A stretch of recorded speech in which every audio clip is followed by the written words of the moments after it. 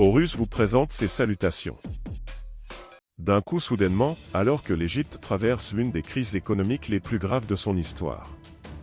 Le fonds souverain émirati ADQ s'est engagé à investir au cours des 2 prochains mois un montant record de 35 milliards de dollars en Égypte. De quoi permettre au pays de surmonter la crise qu'il traverse depuis 2 ans, selon son Premier ministre. C'est le plus gros accord d'investissement direct étranger de l'histoire de l'Égypte, se félicite Mustapha Madbouli. Et comme le puissant président El-Sisi n'en finit pas avec les nouvelles villes, 24 milliards de dollars seront destinés à l'acquisition des droits d'exploitation d'une nouvelle ville en devenir sur la péninsule méditerranéenne de Ras el-Hikma, à 200 km à l'ouest d'Alexandrie. Ce terrain de 171 km² à la géographie désertique comprendra à terme des quartiers d'habitation adaptés à tous les moyens, des hôtels internationaux haut de gamme, des stations balnéaires, une offre de divertissement, ainsi que tous les services propres à une ville, a listé le chef du gouvernement lors d'une allocution depuis la nouvelle capitale administrative égyptienne, elle-même toujours en chantier depuis 2016.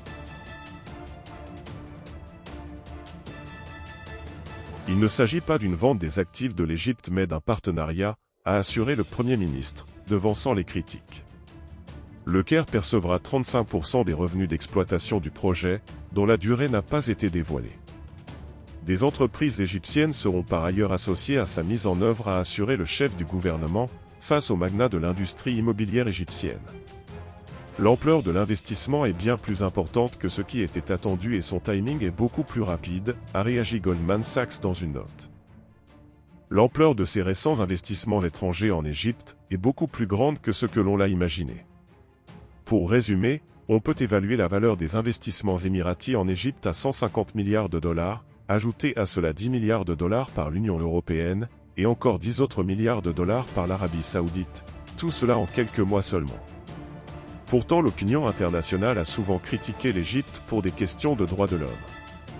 L'Égypte avait également plusieurs problèmes avec les pays du Golfe. Mais d'un coup, sans aucune explication, le régime égyptien coule sous une pluie d'investissements, dont personne ne peut prétendre connaître la raison, car on ne sait pas ce qui se passe dans les couloirs de négociation. Ce que l'on sait par contre, c'est que le régime égyptien n'est pas prêt de bouger. Il est même extrêmement renforcé. Que ce soit militairement, ou dernièrement économiquement également. Mais est-ce que cela va profiter à la population égyptienne? Hélas, cela n'est pas garanti. Ce qui est garanti, c'est que Horus fera de son mieux pour suivre la situation au Moyen-Orient.